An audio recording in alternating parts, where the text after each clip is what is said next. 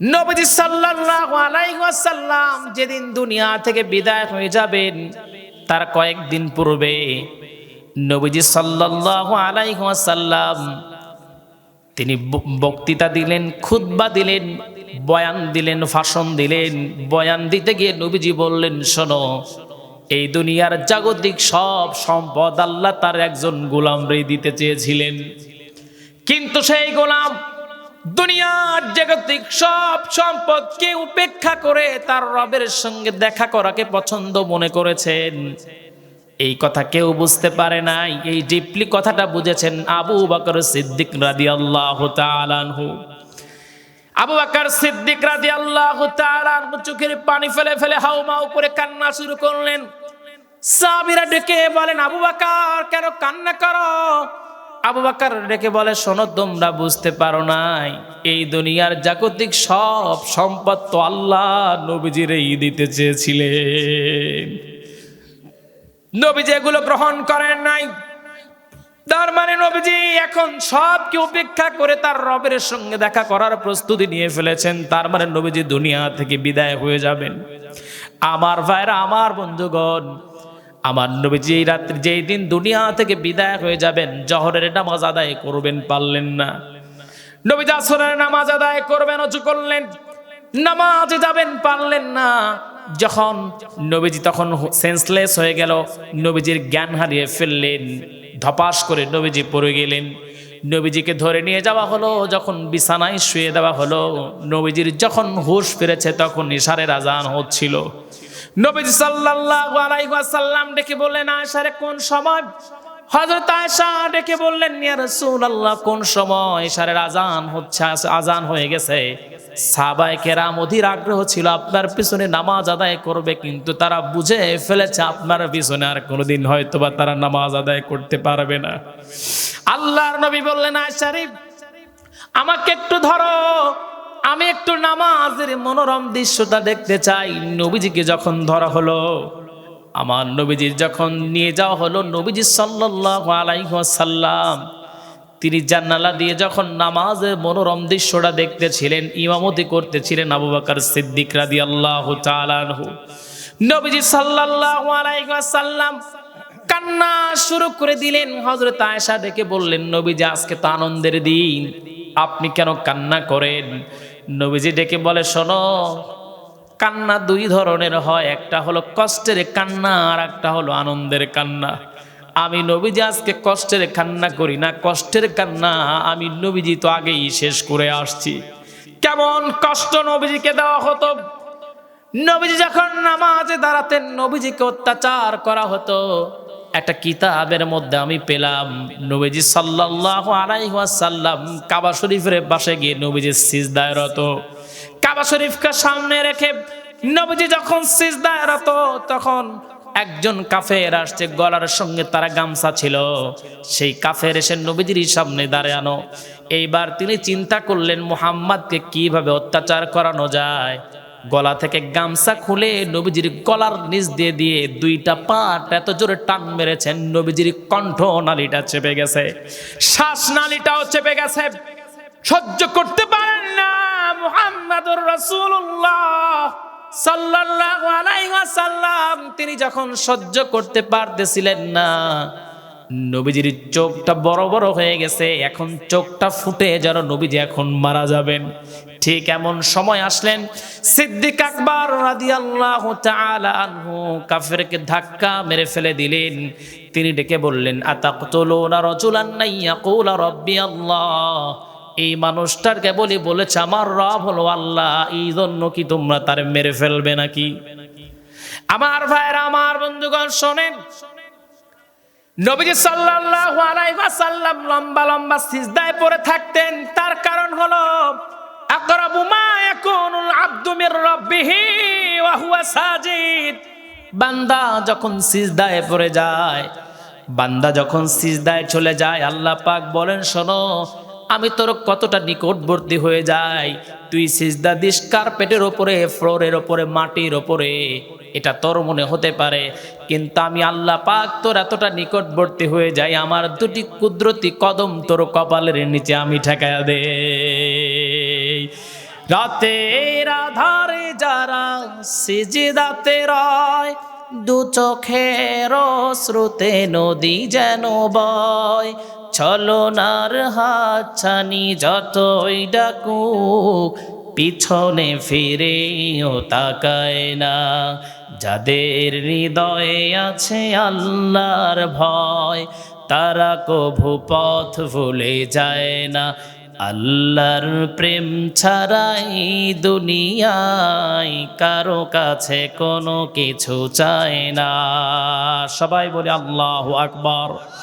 আবার ভাই আমার বন্ধুগণ, হযরত আয়েশা বলেন, নবীজি আপনি কান্না করবেন না। নবীজি আবার অসুস্থতা বোধ করলেন, নবীজিকে শুয়ে দেওয়া হলো। সাহাবায়ে কেরাম নবীজির সামনে এসে দাঁড়ালেন, ঘিরে ধরলেন। আল্লাহর নবী ডেকে বললেন, সবাইকে দেখতে পাই, কিন্তু আমার প্রিয় সাহাবী, আমার খাদেম আনাস কোথায়? আল্লাহর নবী ডেকে বলা মাত্রই সাহাবায়ে কেরাম হযরত আনাসকে খুঁজতে লাগলেন, কেউ কোথাও খুঁজে পান না। হযরত ওমর রাদিয়াল্লাহু তাআলা আনহু তিনিও খুঁজতে লাগলেন। অতঃপর তাকে পাওয়া গেল একটা গর্তের নিচে, একটা গুহার মধ্যে। তিনি সিজদায় রত হয়ে, ছোট্ট মানুষ সিজদায় রত হয়ে চোখের পানি ফেলে ফেলে বলছেন, আল্লাহ আমার সব হায়াতগুলো আমার নবীজিরে দিয়ে দিলাম, আমার নবীজিরে তুমি সুস্থ করে দাও। আমার ভাই, আমার বন্ধুগণ, যখন কিতাবের মধ্যে পড়ি নবীজি দুনিয়া থেকে বিদায় হয়ে গেছেন, মনটা বড় চায় যদি একটা বারের জন্য নবীজির ওই সময় জন্মগ্রহণ করতাম। মনটা বড় চায় আমার নবীজি কত সুন্দর ছিলেন, যদি নিজ চক্ষু দিয়া নবীজিরে যদি দেখতে পেতাম। আমার মনটা বড় চায় সর্বোপরি স্বপ্ন যোগে হলেও যদি নবীজির একটা বারের জন্য দেখতে পেতাম, জীবনটা ধন্য হয়ে যেত। হযরত আনাস বলেন, আমি আমার সব হায়াতগুলো আমার নবীজির আমি দিয়ে দিলাম। আল্লাহ আমার নবীজিরে তুমি শিফা দান করো, আমার নবীজিকে তুমি সুস্থ করে দাও। আমার ভাইয়ের, আমার বন্ধুগণ, হযরত আনাসকে যখন নিয়ে আসা হলো, নবীজি অসুস্থ, নবীজি আমার কথা বলতে পারতেছিলেন না। হযরত আনাসকে নবীজি ইশারা করে ডাক দিলেন। হযরত আনাস নবীজির সামনে সাথে দাঁড়ায় বলেন, নবীজি আজকে আমি কি কথা বলবো আপনার সঙ্গে? আপনি অসুস্থ, আমার সব হায়াতগুলো দিয়ে দিলাম, আল্লাহ যেন আপনার শিফা দান করে দেয়। আল্লাহর নবী ডেকে বলল, আনাস শোনো, এতটা বছর আমার সঙ্গে ছিলা, আমি নবীজি তোমারে অনেক কষ্ট দিয়েছি, আমারে মাফ করে দিও। হযরত আনাস ডেকে বলেন, ইয়া রাসূলুল্লাহ, না, কোনোদিন আপনি আমারে কষ্ট দেন নাই, বরঞ্চ নবীজি আমি ছোট্ট মানুষ, আমার মা ঘুমাইছে, আপনার কাছে যখন তুলে দিয়েছিল, আমি ছোট মানুষ, আমি খেদমত আপনার করতে পারি নাই। ইয়া রাসূলুল্লাহ, ইয়া হাবিবাল্লাহ, আমি এখন আপনাকে বিদায় দিব কেমনে? নবীজি ডেকে বললেন, আনাস বলো আমার কাছে কি চাও? হযরত আনাস ডেকে বলেন, নবীজি শোনেন, জান্নাতের মধ্যে তো আপনার একটা খাদেমের প্রয়োজন। এই দুনিয়ায় আমি আপনার খাদেম ছিলাম, কিন্তু হক আদায় করতে পারি নাই। নবীজি জান্নাতে আপনার খাদেম প্রয়োজন, আপনি একটু বলেন ওই জান্নাতে আল্লাহ পাক যেন আপনার খাদেম আমি আনাসরে বানায়া দেয়। আল্লাহর নবী সঙ্গে সঙ্গে হাত উত্তোলন করে দোয়া করলেন। আল্লাহ পাক শুভ সংবাদ নবীজিকে জানায়া দিলেন। আল্লাহ পাক এই ছোট্ট মানুষ হযরত আনাসকে নবীজির জান্নাতের খাদেম হিসাবে কবুল আর মঞ্জুর করে নিলেন। কঠিন হাসরের দিনে আখেরি নবীজি বিনে পাপী উম্মতকে করিবে পার, আর পাপী উম্মত কে করিবে পার। যত আল্লাহর নবী রবে নফসি নফসি বলবে সবে, কাঁদবে সবে হয়ে আলাচান। আহারে কঠিন সেই নিদান মায় চিনবে না গর্ভের সন্তান, মায় চিনবে না গর্ভের সন্তান, স্বামী না চিনিবে পরিবার। বাঁচাও বাঁচাও উঠবে ধ্বনি, সেই দিন নবীর গুণমণি উম্মাদ বলে করিবেন চিৎকার। পাপী উম্মাদকে করিবে পার, আর পাপী উম্মাদ কে করিবে পার। কেউ আওয়াজ বন্ধ না রেখে সবাই একটু সমস্বরে বলেন আল্লাহু আকবার। আমার ভাই আমার বন্ধুগণ, নবীজি সাল্লাল্লাহু আলাইহি ওয়াসাল্লাম বললেন আমি দুনিয়া থেকে বিদায় হয়ে যাব, কিন্তু শোনো আমার থেকে কেউ কোনো কিছু পাও কিনা। খাসাইসুল কুবরার মধ্যে ঘটনাটা আসছে। আল্লাহর নবী বলা মাত্রই একজন সাহাবী দাঁড়ালেন, দাঁড়িয়ে বলছেন নবীজি আপনি কোনো একটা যুদ্ধে যাবার সময় আপনি আপনার ঘোড়ার উপরে তরতা চাবুক দিয়ে আঘাত করেছিলেন, সেই চাবুকটা এসে নবীজি আমার দেহে লেগে গিয়েছিল। নবীজি আল্লাহ পাক কোরআন আল কারীমের মধ্যে কিসাসের কথা বলেছেন, সেই কিসাসটাকে আজকে আমি প্রতিষ্ঠিত করতে চাই, মারের বদলে মার। আল্লাহর নবী বললেন আসো আমাকে তুমি আঘাত করো। সাহাবী যখন নবীজিকে যাবেন আবার আঘাত করার জন্য হযরতে ওমর রাদিয়াল্লাহু তাআলা আনহু দাঁড়ালেন, তরবারি খোলস মুক্ত করলেন, ডেকে বলছেন আল্লাহর নবীর সাহাবী তুমি কেমন করে নবীজিকে আঘাত করবে, এমনি নবীজি অসুস্থ। সাহাবী ডেকে বলছেন নবীজি আবু বকর কিন্তু আমার সামনে দেয়াল হয়ে দাঁড়িয়েছে, যতক্ষণ পর্যন্ত প্রতিষ্ঠিত করতে না পারবো এই কিসাসটা নবীজি আমি কিন্তু আপনারে মাফ করব না। আল্লাহর নবী বললেন আসতে দাও কে ওমর। সাহাবী নবীজির সামনে গিয়ে দাঁড়ালেন, দাঁড়িয়ে বলছেন নবীজি যখন আমাকে আপনি আঘাত করেছিলেন আপনার দেহের আমার দেহের মধ্যে কোনো জামা ছিল না, তার মানে নবীজি আপনি জামাটা খুলে ফেলেন। নবীজি যখন জামা খুললেন প্রত্যেকটা সাহাবী হাউমাউ করে কান্না শুরু করলেন। প্রশ্ন আসতে পারে হুজুর নবীজি জামা খোলা মাত্রই হাউমাউ করে কেন সাহাবায়ে কেরামেরা কান্না শুরু করলেন? কারণটা হলো নবীজির দেহ মোবারকে তারা দেখতে পেলেন বড় বড় চাকা চাকা কালো কালো দাগ হয়ে আছে। আল্লাহ নবীজিকে প্রশ্ন করলেন নবীজি এই চাকা চাকা কালো কালো দাগ কোথা থেকে আসলো? নবীজি বললেন শোনো দিনের দাওয়াত নিয়ে তায়েফের ময়দানে আমি গমন করেছিলাম, ওই দিন আমার কওমের মানুষগুলো তারা যুবকদেরকে লেলিয়ে দিয়েছিল, বড় বড় পাথর দিয়ে আমার দেহে যখন আঘাত করেছিল আমার দেহের চামড়া ফেটে ফিনকি দিয়ে রক্তগুলো বের হয়েছে। আমি ওই দিন তামার কওমের জন্য বদদুয়া করি নাই, সেই দাগগুলো এখনো মুছে যায় নাই। আমি চাই না এই দাগগুলো মুছে যাক।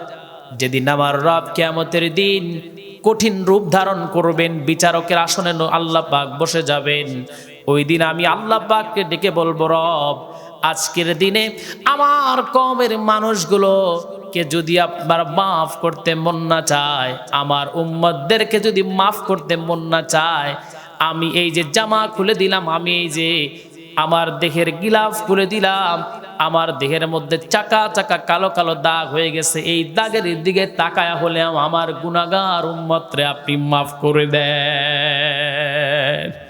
আমার ভাইরা আমার বন্ধুগণ, এই নবীজিরা যদি কেউ গালি দেয় আমরা কেউ মেনে নিব না, প্রয়োজনে জিহ্বা টেনে ছিঁড়ে ফেলে দিব, ঠিক কিনা? কাজী নজরুল বলেন বিশ্ব নবীর অপমানে কাঁদে না যদি তোর মন, মুসলিম নয় মুনাফিক তুই আল্লাহর নবীর দুশমন। মনে রাখবেন নবীজিরে আজকে বেগম রোকেয়ারে নিয়ে কথা বলা হয়, আমি ওইদিকে যাব না। বেগম রোকেয়ারে গালি দেওয়ার কারণে যদি সুশীল সমাজ আজকে তারা যদি এইরকম ঘরে উঠে পড়ে লাগতে পারে, আজকে 95% মুসলমানের দেশে আল্লাহর নবীকে অহরহ গালি দিচ্ছে, এইরকম প্রতিবাদ কেউ করে না। সবাই কোন ঠিক কিনা? আজকে আমরা বলতে চাই এবং আমরা সব জায়গায় বলি নবীজিকে গালি দিলে আমরা কেউ মেনে নিব? আমার ভাইরা আমার বন্ধুগণ, আল্লাহর নবী মুহাম্মদুর রাসূলুল্লাহ সাল্লাল্লাহু আলাইহি ওয়াসাল্লাম সাহাবীকে বললেন শোনো আমাকে তুমি আঘাত করো। নবীজি জামা খুললেন, সাহাবী যখন জামা খোলা পেলেন সঙ্গে সঙ্গে নবীজির খতমে নবুয়তি সিলমোহরে গিয়ে চুমু লাগাইয়া দিলেন। নবীজি সাল্লাল্লাহু আলাইহি ওয়াসাল্লাম সিলমোহরে যখন চুমু লাগালেন, চুমু লাগানোর সঙ্গে সঙ্গে নবীজির কদমের সামনে এসে পড়ে গেলেন। নবীজির সামনে বলেন, ইয়া রাসূলুল্লাহ, ইয়া হাবিবাল্লাহ, আপনি যখন জাহান্নামের আয়াতগুলো ব্যবহার করে ওয়াজ করতেন, তখন নবীজি আমাদের চোখের সামনে যেন আল্লাহ পাক জাহান্নামটাকে তুলে ধরতেন, জান্নাতের বয়ান করতেন, জান্নাতকে আল্লাহ পাক চোখের সামনে তুলে দিতেন। ইয়া রাসূলুল্লাহ, তবে ওই জাহান্নামের আগুনকে বড় ভয় পাই, আপনার পবিত্র জবান থেকে শুনেছি, তারপর থেকে কলিজার মধ্যে ভয়। আপনি বলতেন আপনার খতমে নবুয়তি সিলমোহরে যদি কেউ চুমু লাগায়, আল্লাহ পাক তার জন্য জাহান্নামটারে হারাম করে দিবে। ইয়া রাসূলুল্লাহ, আমি টেকনিক করে হলেও, মিথ্যা কথা বলে হলে ওই জাহান্নামের ভয় আপনার খতমে নবুয়তি সিলমোহরে চুমু লাগিয়েছি। আল্লাহর নবী বলেন, আল্লাহ কি আমার গুনাহগুলো কি মাফ করে আমারে জান্নাত দিবে নাকি? ওই জাহান্নাম থেকে আল্লাহ পাক কি আমারে মুক্তি দিবে নাকি? আল্লাহর নবী ডেকে বলল, শোনো, দুনিয়ার মধ্যে তোমরা যদি কেউ জান্নাতি যুবককে দেখতে চাও, আমার এই সাহাবীর দিকে তাকায়া তাকায়া দেখো, আমার এই সাহাবীর দিকে তাকায়া তাকায়া দেখো, মিথ্যা কথা বলে হলেও আমার খতমে নবুয়তি সিলমোহরে চুমু লাগিয়েছে, আল্লাহ রাব্বুল আলামিনের জন্য জান্নাত খানা ওয়াজিব করে দিয়েছে। নবীজি দুনিয়া থেকে বিদায়ের আগ মুহূর্তে কারো কথা বলেন নাই। 2 নাম্বার পয়েন্ট, 2 নাম্বার ব্যবসা। সূরা ফাতিরের 29 নম্বর আয়াতের 2 নাম্বার ব্যাখ্যা করছি। মাঝখানের অংশ থেকে আমি তাফসীর করে বুঝাতে চাই, আল্লাহর নবী যখন দুনিয়া থেকে বিদায় হয়ে যাবেন, নবীজি কারো কথা বলেন নাই। আল্লাহর নবী বললেন, ওয়ামা মালাকাত আইমানুকুম, আমার উম্মতেরা নামাজ ছাড়া যাবে না। আমার ভাইরা, আমার বন্ধুগণ, যেই নবীজি এই নামাজের আন্দোলন করলেন, যেই নবীজি এই নামাজের আন্দোলন করতে গিয়া নবীজি রক্ত ঝরালেন, নবীজি সাল্লাল্লাহু আলাইহি ওয়াসাল্লাম দান মোবারক শহীদ করলেন, সেই উম্মতের আজকে নামাজের দিকে বেখবর, ঠিক কিনা? মাহফিলে এসে বসে থাকে কিন্তু নামাজ পড়ে না, নামাজ পড়ে নাই মাগরিবের, নামাজ পড়ে নাই এশা, কিন্তু যখন শুনছে প্রধান বক্তা উঠছে অমনি দৌড় বেড়ে চলে আসছে। আছে না? নামাজ আগে না ওয়াজ আগে? নামাজ। আমার ভাইরা, আমার বন্ধুগণ, এই জন্য নামাজ ছাড়া যাবে না।